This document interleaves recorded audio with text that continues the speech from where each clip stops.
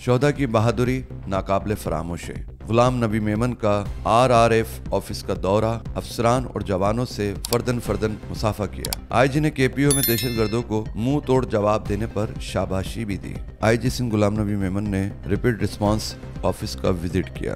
Karachi police office के शोहदा के लिए दुआ और फातह खानी की। दहशतगर्दाना हमले को पसपा करने और दहशतगर्दों को शिकस्त देने वाले अफसरान और जवानों से मुलाकात की। IG सिंध गुलाम नबी मेमन ने अपने खिताब में कहा कि आपने जिस अंदाज में दहशतगर्दों के अज़ाइम को खाक में मिलाया, इसकी कोई नज़ीर नहीं मिलती। आपकी जानिब से मुस्तैद और अलर्ट इक़दाम ने दहशतगर्दों को मुंह तोड़ जवाब दिया।